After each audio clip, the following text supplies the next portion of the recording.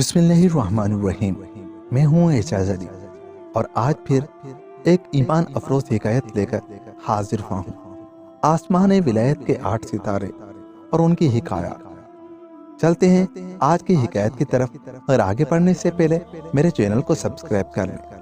اگر ویڈیو اچھی لگے تو ویڈیو کو شیئر بھی کر دیں تاکہ کسی کا ایمان تازہ ہو جائے۔ حضرت سیدنا علقمہ بن مرثد رحمت اللہ علیہ فرماتے ہیں، تابعین کرام رحمت اللہ علیہم اجمعین میں سے 8 بزرگ ایسے عظیم ہیں گویا ان پر زہد و تقوی کی انتہا ہو گئی۔ حضرت سیدنا عامر بن عبداللہ، حضرت سیدنا اویس کرنی، حضرت سیدنا حرم بن حیان، حضرت سیدنا ربیع بن قسیم، حضرت سیدنا ابو مسلم کولانی، حضرت سیدنا اسود بن یزید، حضرت سیدنا مسروق بن اجدہ اور حضرت سیدنا حسن بن ابو حسن رحمت اللہ علیہم اجمعین۔ حکایت حضرت سیدنا عامر بن عبداللہ رحمت اللہ علیہ کی۔ پھر آپ رحمت اللہ علیہ نے سیدنا عامر بن عبداللہ کے متعلق بتایا، حضرت سیدنا عامر بن عبداللہ رحمت اللہ علیہ جب نماز کے لیے کھڑے ہوتے تو بہت خشوع و خضوع سے نماز پڑھتے۔ شیطان ان کو بہکانے کے لیے سانپ کی شکل میں آتا اور ان کے جسم سے لپٹ جاتا، پھر قمیض میں داخل ہو کر گریباں سے نکلتا، لیکن آپ رحمت اللہ علیہ نہ تو اس سے خوفزدہ ہوتے نہ ہی اس سے دور کرتے، بلکہ انتہائی خشوع و خضوع سے اپنی نماز میں مگن رہتے۔ جب ان سے کہا جاتا آپ رحمت اللہ علیہ سانپ کو اپنے آپ سے دور کیوں نہیں کرتے، کیا آپ کو اس سے ڈر نہیں لگتا، تو آپ رحمت اللہ علیہ فرماتے، مجھے اس بات سے حیا آتی ہے کہ میں اللہ کے علاوہ کسی اور سے ڈروں۔ پھر کسی کہنے والے نے کہا، آپ رحمت اللہ علیہ جتنی محنت و مشقت کر رہے ہیں اس کے بغیر بھی تو جنت حاصل کی جا سکتی ہے، اور اس کے بغیر بھی جہنم کی آگ سے بچا جا سکتا ہے۔ تو آپ رحمت اللہ علیہ نے ارشاد فرمایا، اللہ کی قسم میں تو خوب مجاہدات کروں گا اور دن رات اپنے رب کی عبادت کروں گا۔ اگر نجات ہو گئی تو اللہ کی رحمت سے ہوگی، اور خدا نخواستہ جہنم میں گیا تو اپنی محنت و مشقت میں کمی کی وجہ سے جاؤں گا۔ پھر جب آپ رحمت اللہ علیہ کی وفات کا وقت قریب آیا تو آپ رحمت اللہ علیہ زارو قطار رونے لگے۔ لوگوں نے پوچھا، حضور آپ رحمت اللہ علیہ اتنا کیوں رو رہے ہیں؟ کیا موت کا خوف آپ کو رلا رہا ہے؟ تو آپ رحمت اللہ علیہ نے فرمایا، میں کیوں نہ رہوں؟ کیا مجھ سے بھی زیادہ کوئی رونے کا حقدار ہے؟ خدا عز و جل کی قسم میں نہ تو موت کے خوف سے رو رہا ہوں، نہ ہی اس بات پر کہ دنیا مجھ سے چھوٹ رہی ہے، بلکہ مجھے تو اس بات کا غم ہے کہ میری عبادت و ریاضت، راتوں کا قیام اور سخت گرمیوں میں روزے چھوٹ جائیں گے۔ پھر کہنے لگے، اے میرے پاک پروردگار، دنیا میں غم ہی غم اور مصیبتیں ہی مصیبتیں ہیں، اور آخرت میں حساب و عذاب کی سختیاں، پھر انسان کو آرام و سکون کیسے نصیب ہو؟ اللہ کی ان پر رحمت ہو اور ان کے صدقے ہماری مغفرت ہو۔ حضرت سیدنا ربیع بن قسیم کی حکایت۔ حضرت سیدنا علقمہ بن مرثد رحمت اللہ علیہ فرماتے ہیں، حضرت سیدنا ربیع بن قسیم رحمت اللہ علیہ بہت بلند مرتبہ بزرگ تھے۔ جب ان کو فالج کا مرض لاحق ہوا تو ان سے کہا گیا، حضور اگر آپ رحمت اللہ علیہ چاہیں تو آپ رحمت اللہ علیہ کا علاج کیا جا سکتا ہے۔ یہ سن کر آپ رحمت اللہ علیہ نے ارشاد فرمایا، بے شک علاج حق ہے، لیکن عاد و سمود کیسی بڑی بڑی قومیں تھیں، ان میں بڑے بڑے ماہر طبیب تھے اور ان میں بیماریاں بھی تھیں، اب نہ تو وہ طبیب باقی رہے نہ ہی مریض۔ اسی طرح جب آپ رحمت اللہ علیہ سے یہ پوچھا جاتا آپ رحمت اللہ علیہ لوگوں کو فیض و نصیحت کیوں نہیں کرتے، تو آپ رحمت اللہ علیہ جواباً ارشاد فرماتے، ابھی تو مجھے خود اپنی اصلاح کی ضرورت ہے، پھر میں لوگوں کو کیسے نصیحت کروں، انہیں کیسے ان کے گناہوں پر ملامت کروں؟ بے شک لوگ اللہ سے دوسروں کے گناہوں کے بارے میں تو ڈرتے ہیں، لیکن اپنے گناہوں کے بارے میں اس سے بے خوف ہیں۔ جب آپ رحمت اللہ علیہ سے پوچھا جاتا آپ رحمت اللہ علیہ نے صبح کس حال میں کی، تو ارشاد فرماتے، ہم نے صبح اس حال میں کی کہ اپنے آپ کو کمزور اور گنہگار پایا، ہم اپنے حصے کا رزق کھاتے ہیں اور اپنی موت کے انتظار میں ہیں۔ حضرت سیدنا علقمہ بن مرثد رحمت اللہ علیہ فرماتے ہیں، جب حضرت سیدنا عبداللہ بن مسعود رضی اللہ تعالیٰ عنہ حضرت سیدنا ربیع بن قسیم رحمت اللہ علیہ کو دیکھتے تو سورہ حج کی آیت مبارک کا یہ حصہ وبشر المحسنین تلاوت کرتے اور فرماتے، اے ربیع رحمت اللہ علیہ، اگر تجھے حضور صلی اللہ علیہ وسلم دیکھتے تو تجھ سے بہت خوش ہوتے۔ حضرت سیدنا ربیع بن قسیم رحمت اللہ علیہ اکثر اپنے آپ کو مخاطب کر کے فرمایا کرتے، اے ربیع اپنا زاد راہ باندھ لے اور سفر آخرت کی خوب تیاری کر لے، اور سب سے پہلے اپنی اصلاح کر اور اپنے نفس کو خوب نصیحت کر۔ اللہ کی ان پر رحمت ہو اور ان کے صدقے ہماری مغفرت ہو، آمین۔ تیسری حکایت حضرت سیدنا ابو مسلم خولانی رحمۃ اللہ علیہ۔ حضرت سیدنا علقمہ بن مرشد رحمۃ اللہ علیہ فرماتے ہیں حضرت سیدنا ابو مسلم خولانی رحمۃ اللہ علیہ کبھی بھی کسی ایسے شخص کے پاس نہ بیٹھتے جو دنیاوی باتوں میں مشغول ہوتا۔ ایک مرتبہ آپ رحمۃ اللہ علیہ مسجد میں گئے تو دیکھا کہ کچھ لوگ ایک جگہ جمع ہیں۔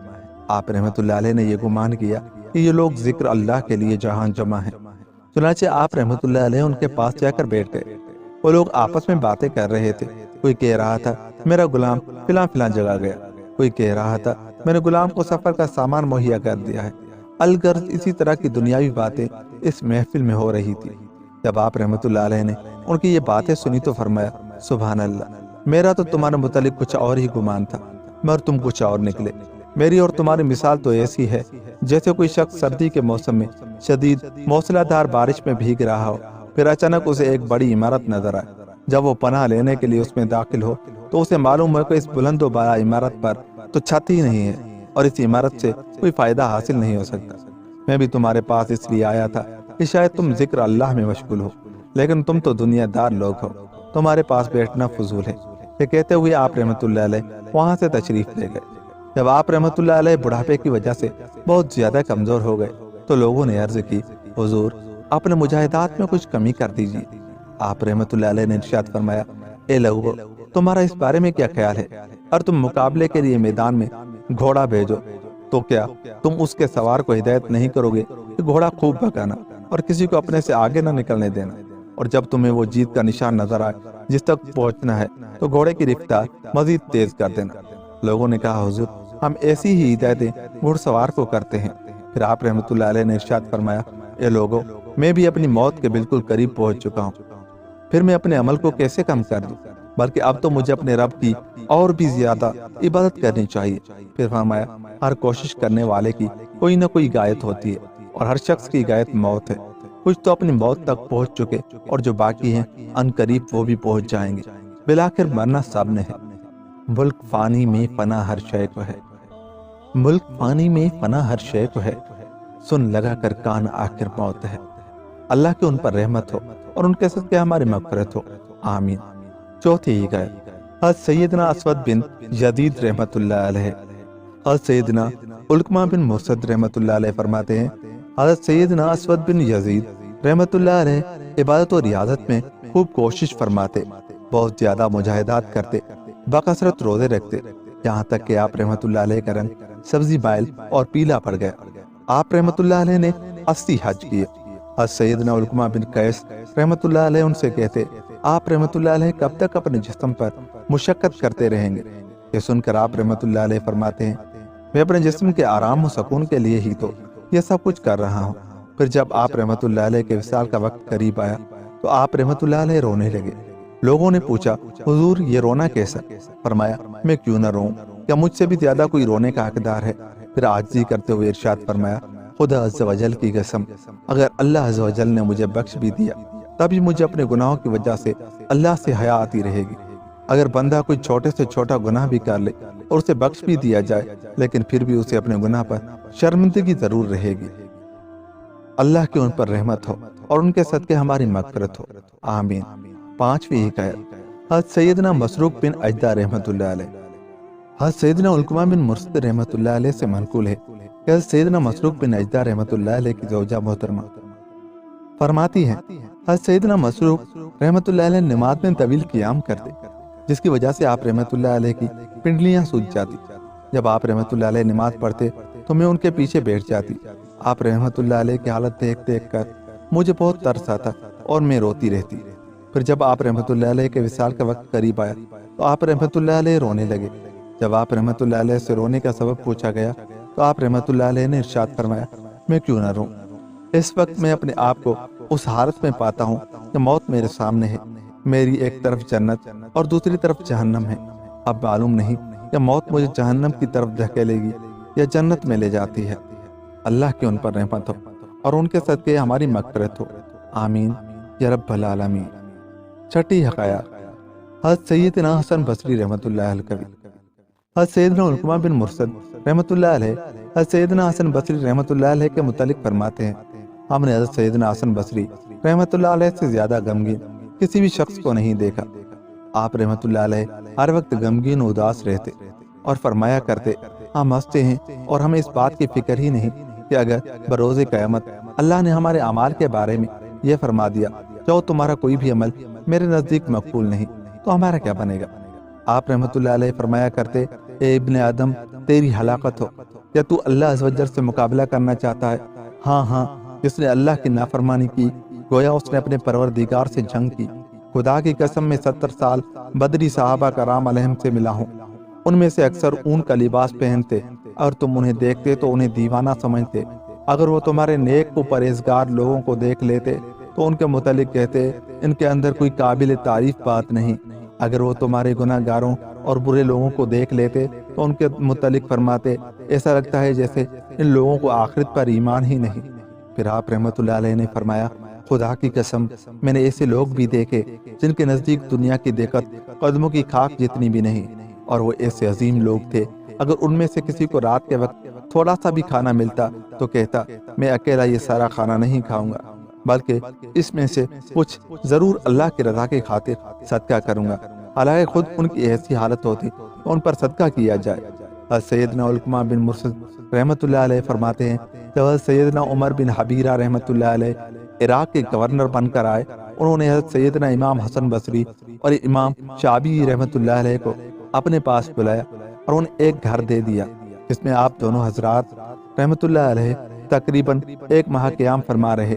ایک دن صبح ایک خادم ان کے پاس آیا اور کہا، حضرت سیدنا عمر بن حبیرہ رحمت اللہ علیہ آپ سے ملاقات کے لیے آ رہے ہیں۔ اتنی ہی دیر میں حضرت سیدنا عمر بن حبیرہ رحمت اللہ علیہ اپنی لاٹھی سے سہارا لیتے ہوئے وہاں آ پہنچے۔ آتے ہی سلام کیا اور بڑے مؤدبانہ انداز میں آپ دونوں حضرات رحمت اللہ علیہ کے سامنے بیٹھ گئے۔ پھر گورنر عراق حضرت سیدنا عمر بن حبیرہ رحمت اللہ علیہ نے کہا، یزید بن عبد الملک نے مجھے ایک خط بھیجا ہے جس میں کچھ احکام نافذ کرنے کا حکم دیا گیا ہے، اور میں جانتا ہوں کہ ان کے احکام کے نفاذ میں ہلاکت ہی ہلاکت ہے۔ اب اگر میں اس کی اطاعت کرتا ہوں تو اللہ کی نافرمانی ہوتی ہے، اور اگر اللہ کی اطاعت کروں تو اس یعنی یزید بن عبد الملک کی حکم سے روگردانی ہوگی۔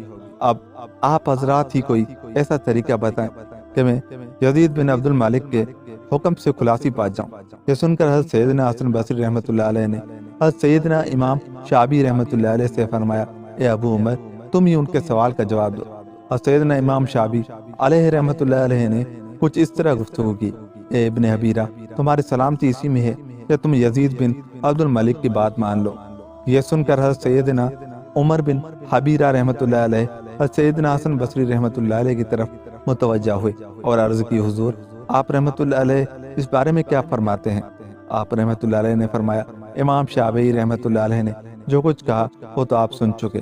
عرض کی، حضور، آپ رحمت اللہ علیہ اس بارے میں کیا ارشاد فرماتے ہیں؟ امام حسن بصری رحمت اللہ علیہ نے ارشاد فرمایا، اے ابن حبیرہ، ان قریب اللہ کے فرشتوں میں سے ایک فرشتہ تیرے پاس آئے گا جو بہت مضبوط اور انتہائی کرخت لہجے والا ہوگا۔ وہ کبھی بھی اللہ کے حکم کی نافرمانی نہیں کرتا۔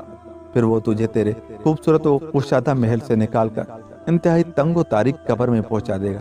اے ابن حبیرہ، اگر تو اللہ سے ڈرے گا تو وہ تجھے یزید بن عبد الملک کے شر سے محفوظ رکھے گا۔ جب یزید بن عبد الملک تجھے اللہ کی پکڑ سے ہرگز نہیں بچا سکتا۔ اے ابن حبیرہ، ایک بات ہمیشہ یاد رکھنا، اور تو نے یزید بن عبد الملک کا کوئی ایسا حکم مانا جس میں اللہ کے حکم کی نافرمانی ہو، تو کہیں ایسا نہ ہو کہ اس کی وجہ سے اللہ تجھ پر نگاہ غضب ڈالے اور مغفرت کے دروازے تجھ پر بند کر دے۔ میری ملاقات اس امت کے سابقہ لوگوں سے بھی ہوئی۔ وہ دنیا سے اتنے ہی دور بھاگتے تھے جتنی تم اس کی خواہش کرتے ہو، حالانکہ دنیا ان کے قدموں میں گرتی تھی اور تم سے کوسوں دور بھاگتی ہے۔ اے ابن حبیرہ، اللہ نے جس مقام سے تجھے ڈرایا ہے، میں بھی تجھے اس مقام سے ڈراتا ہوں۔ اللہ ارشاد فرماتا ہے، ذالک لمن خاف مقامی وخاف وعید۔ ترجمہ کنز الایمان، یہ اس لیے ہے جو میرے حضور کھڑے ہونے سے ڈرے اور میں نے جو عذاب کا حکم سنایا ہے اس سے خوف کرے۔ پھر آپ رحمت اللہ علیہ نے فرمایا، اگر تو اللہ کی اطاعت کرے گا تو تجھے یزید بن عبد الملک کے شر سے بچائے گا، اور اگر تو یزید بن عبد الملک کی اطاعت اور اللہ کی نافرمانی کرے گا تو اللہ تجھے یزید بن عبد الملک کے سپرد کر دے گا۔ آپ رحمت اللہ علیہ کی یہ نصیحت آموز باتیں سن کر حضرت سیدنا عمر بن حبیرہ رحمت اللہ علیہ کی آنکھیں بھر آئیں اور وہ زاروں کا تار روتے روتے وہاں سے چلے گئے۔ دوسرے دن حضرت سیدنا عمر بن حبیرہ رحمۃ اللہ علیہ نے ان دونوں بزرگوں کے لیے تحائف بھجوائے۔ حضرت سیدنا امام شعبی رحمۃ اللہ علیہ کی نسبت حضرت سیدنا حسن بصری رحمۃ اللہ علیہ کے تحائف زیادہ تھے۔ حضرت سیدنا امام شعبی رحمۃ اللہ علیہ مسجد کی طرف روانہ ہوئے اور تحائف دیکھ کر کہا، اے لوگو، تم میں سے جو بھی اس بات پر قادر ہو کہ وہ اللہ کے حکم کو دنیا داروں پر ترجیح دے تو اسے ضرور ایسا ہی کرنا چاہیے۔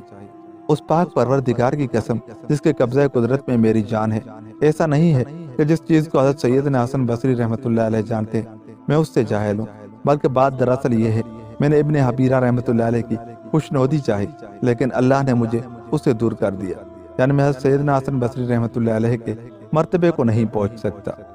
اللہ کی ان پر رحمت ہو اور ان کے صدقے ہماری مغفرت ہو، آمین یا رب العالمین۔